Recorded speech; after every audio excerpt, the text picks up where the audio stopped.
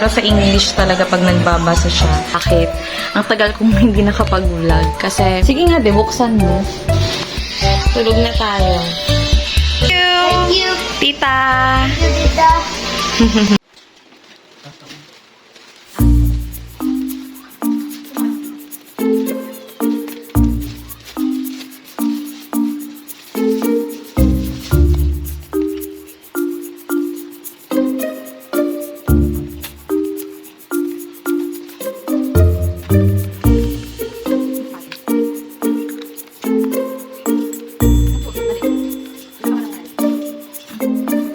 Hello guys! So, story time muna tayo bakit ako bumili ng calculator. So, dual purpose na siya. Ipopromote ko siya sa TikTok shop ko and sakto naman nasira yung calculator namin dun sa sari-sari store. So, kung first time mo dito sa vlog ko, may sari-sari store kasi kami. So, yun, nasira yung calculator namin dun and sa trabaho ko kasi guys. Kaya may puro. Sa trabaho ko kasi guys is calculator talaga yung gamit namin sa finance kasi ako. So, hindi na ako sanay mag-manual compute. Pero kapag dalawa lang naman yung bibiling sa tindahan, pwede ko pang compute. Pero pag medyo marami na yung mga may butal-butal, ganun. So, kailangan talaga nating mag-calculator. Tapos, ito yung binili ko yung medyo aesthetic. Ayan. So, ayan. Mura lang to guys. Magkano ba? I think nasa 120 lang to eh. Plus yung sa shipping fee. So, very aesthetic lang siya. So, hindi siya solar. Kailangan natin siya lagyan ng battery. So, yan. Matubi sa katawan ang gatas. Matubi. Mabuti sa katawan ang itlog. Gatas at itlog sige. Slowly. Slow. Lusog. Ulit.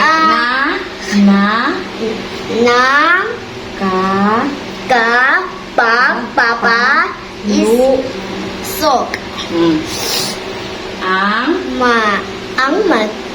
Mga ito. Okay. So guys, nakita niyo magaling nang magbasa si Aiden and kaya niyang basahin Tagalog at saka English.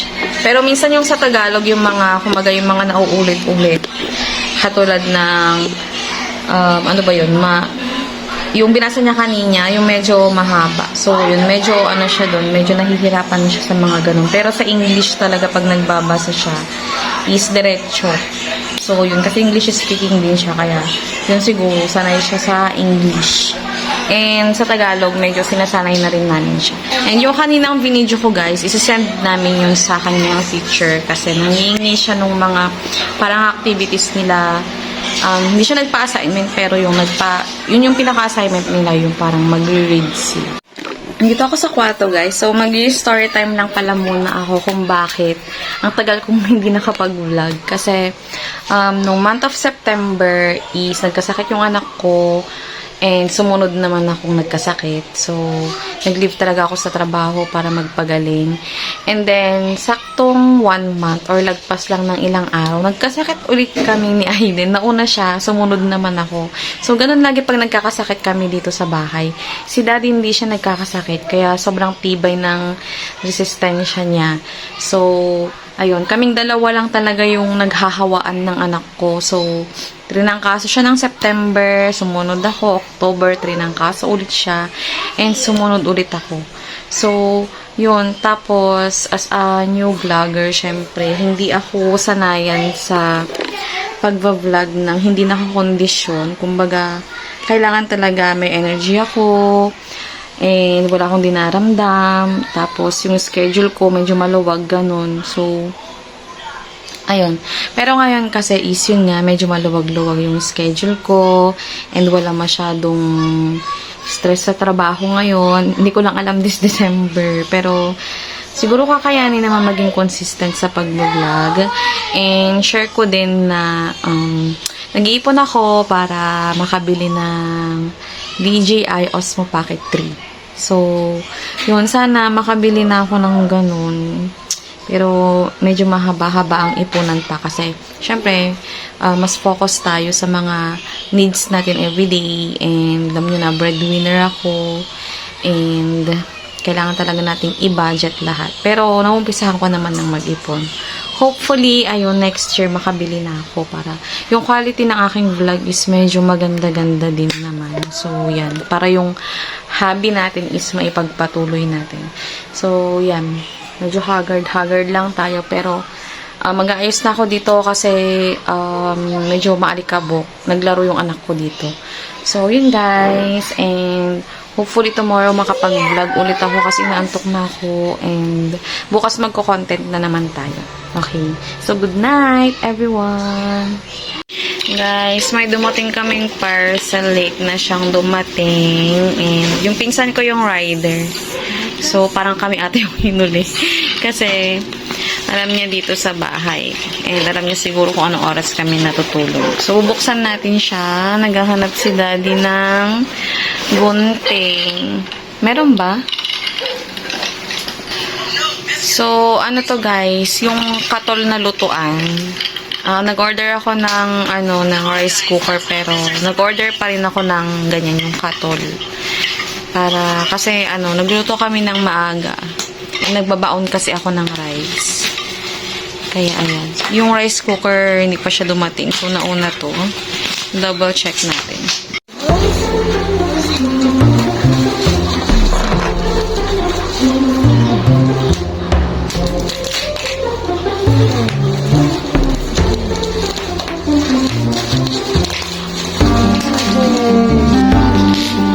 Unboxing.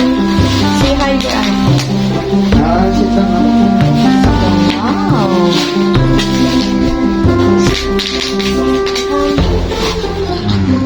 Kung maliit lang siya.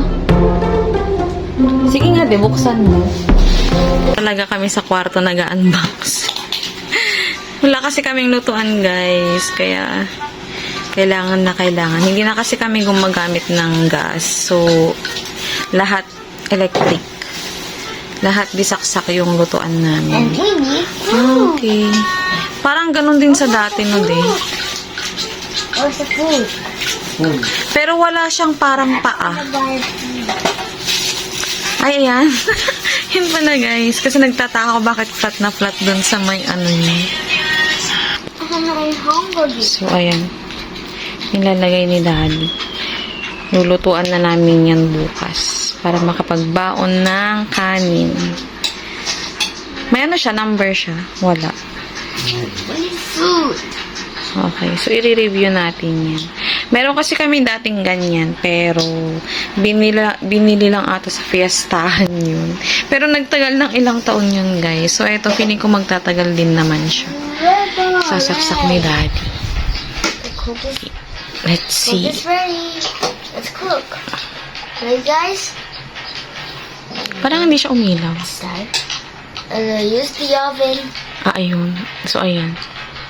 I-check ka lang namin. So, yun guys. Okay naman yung nabili namin katol. Katol na lutuan. So, kanina dapat maglalagay ako ng shower curtain sa CR kaso. Excuse me. Nagtsikahan kami ni daddy. Kaya tinamad na tuloy akong mag-vlog and maglagay ng kurtina dun and ayusin yung CR. So, nalagyan ko pa sana ng mga ibang doon para sa skincare ko. Pag nag-order ako ng skincare, kaso nagtsikahan kami ni daddy kanina, kaya hindi natuloy. So, ayun, matutulog na kami. So, ayan. Nakita niya dun sa my box yung food. Akala niya, may kasamang food. Walang kasamang food yan, anak. Yung lutuan lang. Say hi, lulubag. Say good night. Oops. Oops. Tulog na tayo. Ayun. Si cellphone pa. Tama na yan. Bawal na yan. Let's sleep na. Say, see you tomorrow. See you tomorrow, guys.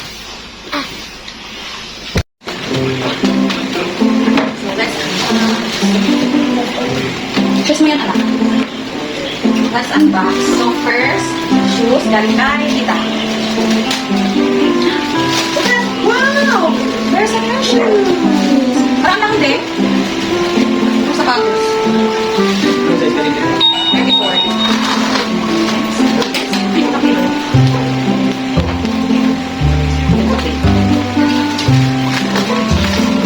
This is rice cooker. So we can cook our rice early in the morning.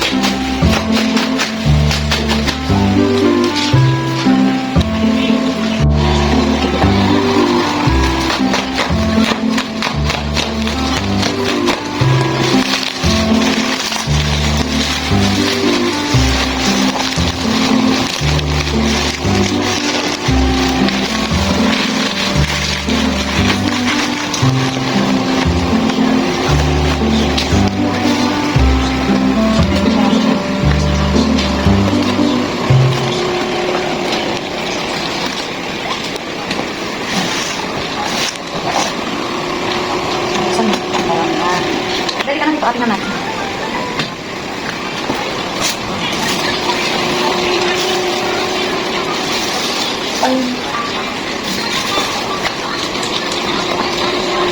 So, yan yung bigay ni titang shoes.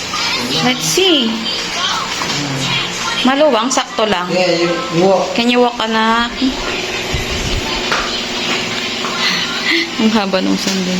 Wow! Let's see. You walk. One more. Malaki pa sa kanya.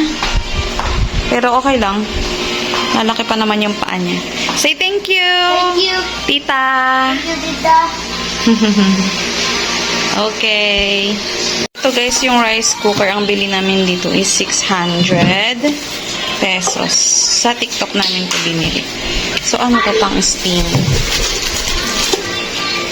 So, yan. Meron siyang mga kasamang pang sandok, measurement, and of course, ang kanyang saksakan. And yun. Ito, parang pinakaano niya.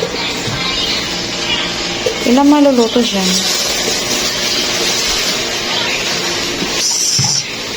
6 cup. 6 cups. Okay. Maganda yung kulay niya, guys. Tingnan natin yung pagka-press. Oh. Wait lang, nakog mo iganon. Okay, so etong vlog na to, puros unboxing orders. Pero ngayon lang yan, nataon lang na ano. So guys, dito ko na lang i-end yung vlog. So, kung napansin nyo is puros mga unboxing, mga dumating na order. So, ito-title ko na lang siguro sa vlog kong to is unboxing. Pero hindi naman kami laging nag-order guys. Minsan lang. Itong mga in-order namin is kailangan lang talaga. And yung slipper ni Aiden is galing sa tita niya. So, gift niya yun sa tita niya. So, yun. And wala masyadong ganap this week. So, mag-vlog na lang ako ulit for another day. Pero, etong vlog na to, guys, is composed of 3 days or 4 days ba yung composed nitong isang vlog ko. Kasi gabi lang ako minsan nakakapag-vlog. And puro mga unboxing pa. So, yun guys. See you guys on my next one. Bye!